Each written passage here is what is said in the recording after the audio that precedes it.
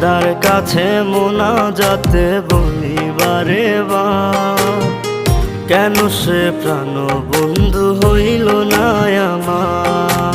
নই কি আমি তার যোগ্য, নাকি আমার এমন ভাগ্য, এত ব্যথা সইতে আমি পারবো না যে আর।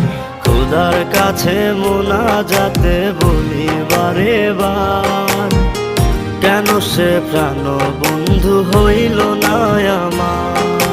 খোদার কাছে মোনাজাতে বলি বারে বার, কেন সে প্রাণ বন্ধু হইল না আমার।